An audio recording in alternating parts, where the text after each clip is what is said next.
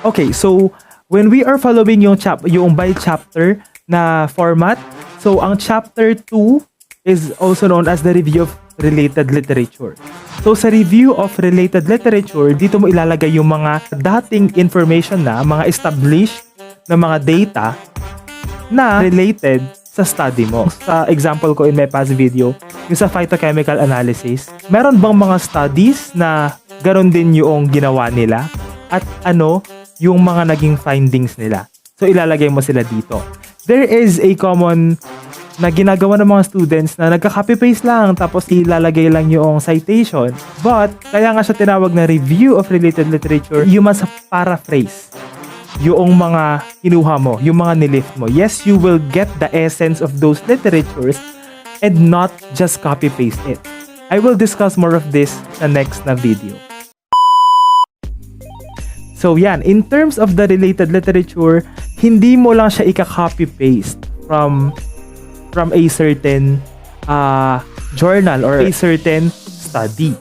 So hindi lang siya copy-paste. Kukunin mo kung ano yung pinakamahalaga. For example, nakakita ka ng study na kinuha niya yung antioxidant activity, kinuha niya yung anti-cancer property, tas yung phytochemical components ng isang dahon. And when you saw that, sabi mo, ito yung ito yung study ko, pwede ko tong gamitin. So, hindi mo ika-copy as in buo yun. Kasi hindi naman related sa scope ng study mo yung iba, kunwari, yun lang scope ng study mo is about the phytochemical components. So, you will not get yung antioxidant activity, yung anti-cancer property as a review of your literature. So, you will only get those that are essential and significant sa study mo mismo.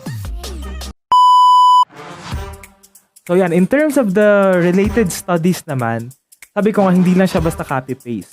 So, you will get kung ano yung pinaka-essential doon. So, ang mangyayari dyan, hindi mo siya ilalagay yung mga abstract. Kasi ako dati nung grade 8 yata o grade 7 ako nun. Inilalagay ko lang yung abstract. Papil hanggang yan. But then I learned all throughout the years na dapat pala, yun nga, pinaparaphrase mo siya and hindi lang siya ganito. For example, in a study conducted by blah blah et al. 2000 ganito, yun. Tapos doon mo na ilalagay yung mga findings nila. They found out that a certain leaf or this papaya leaf is composed of ganitong alkaloids, ganitong tannins, ganitong saponins, ganitong flavonoids, yung mga ganon. So yeah. Ganun dapat ang ating pagsulat ng review of related studies and literature.